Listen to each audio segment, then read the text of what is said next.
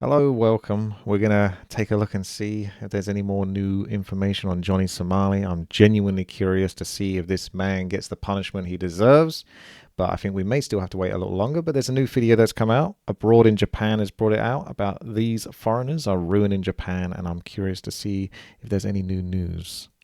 Riding a bullet train without paying, breaking into an active construction site, begging locals for money, stealing food from a Kyoto hotel, or breaking into a truck. What do you want to do when you come Really? to Japan?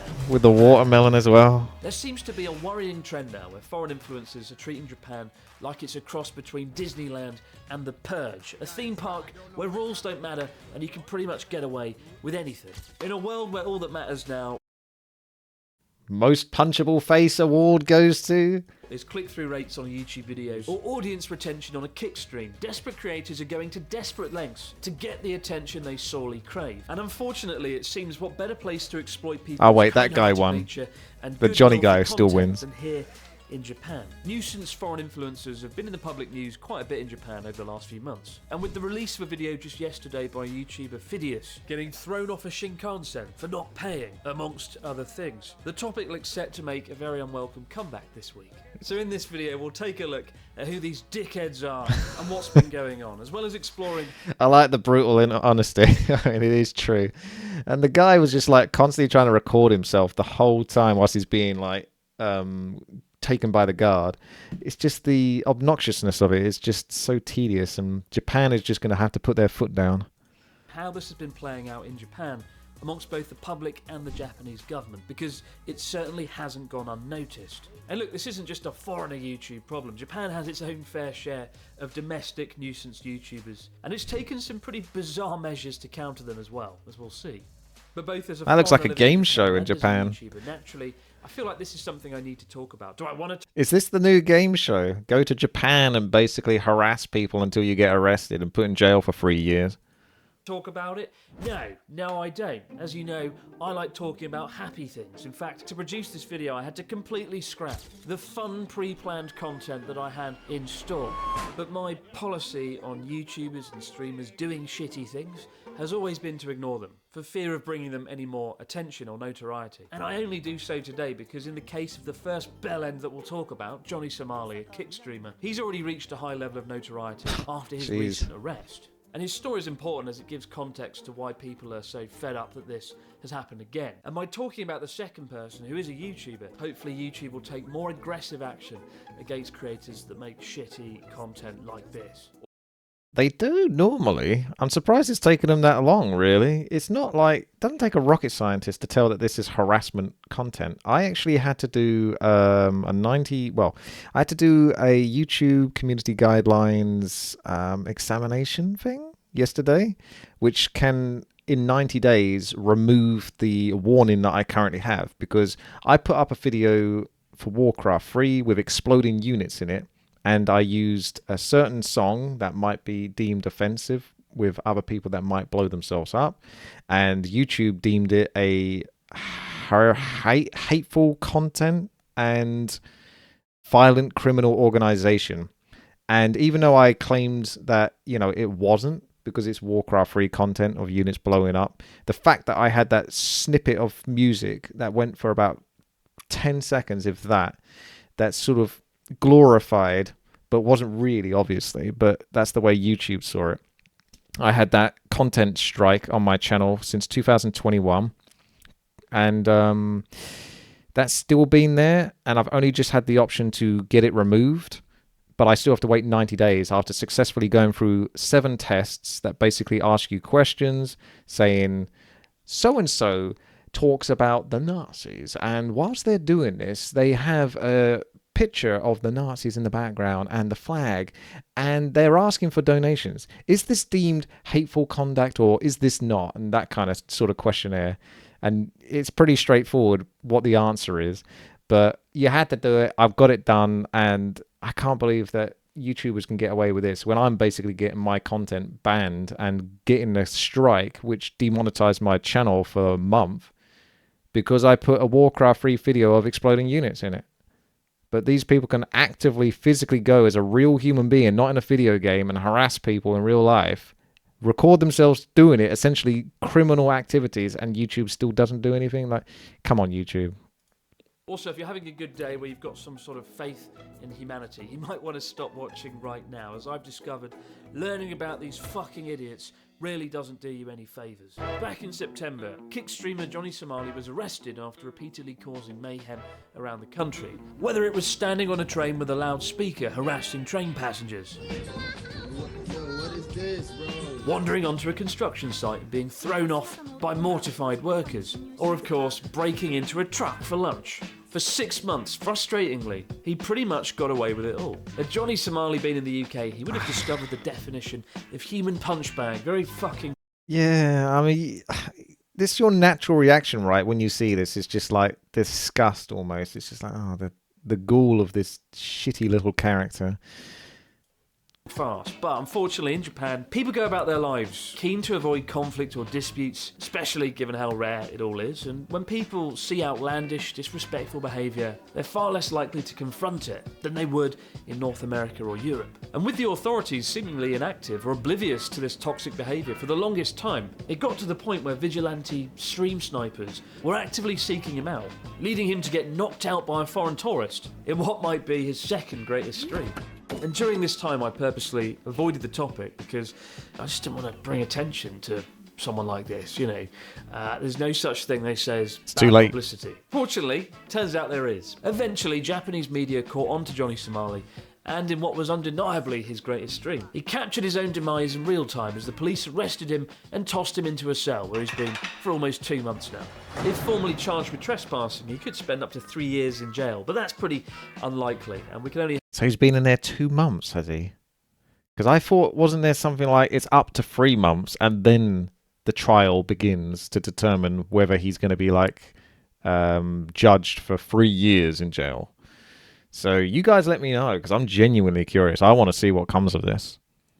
I hope he does get to stream his inevitable deportation sometime in the near future. But the damage had already been done, with one of Japan's most powerful politicians speaking out publicly about nuisance streamers, casting a bit of a shadow over regular streamers and YouTubers operating in Japan. And that takes us to now. This week in the relay race of dickhead influencers in Japan, the baton of twattery went from Johnny Somali to Cypriot YouTuber Phidias when he released a video called I Travelled Across Japan for Free. A more accurate title would have been I Travelled Across Japan Without Fucking Paying. As Phidias... For the subs, yeah, for the attention, because he needs it. These people are narcissists. It's the similar thing to like people that want to victimize themselves all the time. Not the exact same thing, but it's a similar thing where people want to put themselves in the spotlight and they want everyone to see how they're suffering, or in Johnny's case, how much he can get away with and what bizarre stuff he can do. And they do it at the cost of other people with the sense of no shame, essentially. And the fact that he has like no shame essentially suggests that he's not had a proper upbringing in the first place to know that this is not something you should be doing.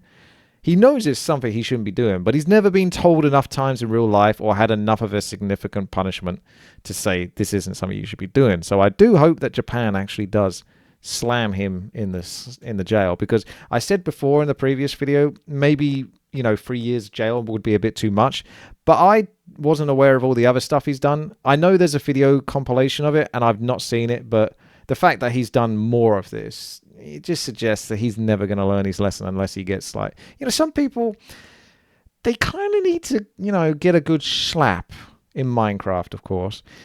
You know what I mean? Like, they don't get the message until they get hit hard enough. And unfortunately, this is one of those people, I think.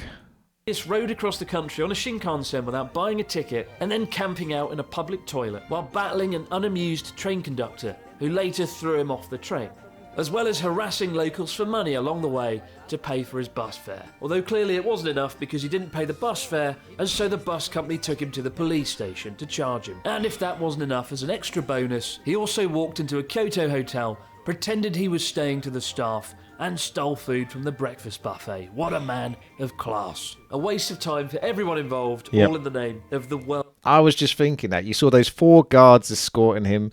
It's just, I suppose it's their job. They need something to do. I don't think they're grateful for these foreigners coming in, though. It's like, oh, good, it gives me something to do. I look busy so the boss doesn't fire me. But, you know, it's just like all these people are essentially like having their life ruined for this one person that is just farming it for fame. World's shittest YouTube video. I don't know about you, but I don't actually want Phineas to get arrested for this. I want him to be free so he can get to work on his sequel as soon as possible. I travelled Pyongyang for free. Boy, would I pay good money to see that in action. Now, right off the bat, Phineas doesn't have the best reputation. In fact, if desperation had a physical manifestation, it would be him. After all, the guy once camped outside of Twitter's headquarters for 60 days just to get a hug with Elon Musk himself. In a scene so hideously awkward, you'll want to go back in time and kill the internet from ever happening. Perhaps this shouldn't be a complete surprise, given this is the same guy who faced a backlash last. Oh my gosh, he really is doing a good job going for the most annoying face ever, isn't he? What's all these random Photoshop kids in? You can sort of see the outline. They're not all in the same picture. He's just like trying to look at this one. This kid's like slightly blurry in the background. They stand out like a sore thumb. He's just trying to chuck as many in as possible. It's all about me. Do I know anything about IP2, the community that funds these streamers? It wouldn't surprise me if there's people that sort of fund these people to, you know, go out, because it's entertaining for the people. Well, for some people at least, it's entertaining. They just want to see a car crash. You know, people like to see a car crash. They don't want to be involved in a car crash, but if they see a car crash or they get to witness what the aftermath of a car crash is, they might be a little curious and look. And that's what these people do. So yeah, I wouldn't be surprised if there's people behind their screens in their comfy homes telling these dickhead streamers to go off and do these things and be like, here, have a 10, have a 20. And before you know it, the streamers sort of got like 5K or something, so they can easily go off and travel and record themselves being obnoxious. This is just like you get to pay to play Warcraft 3. These guys get paid to act like clowns in public. I wouldn't say those two are exactly the same thing. I think there is a slight difference between me playing Warcraft 3 and actively harassing people that don't ask to be harassed. But, you know. Last year for his questionable thumbnail choices. But in a matter of hours, the video had been picked up by netizens online and shared across Japan. In response to the outrage, Phineas did what any good YouTuber would do. He wrote a shit apology. Hello, beautiful people. I apologise to the Japanese people if we made them feel bad. That was not our goal. I really hate that. That is the same thing as any video game company where they say, we're sorry that this didn't satisfy you.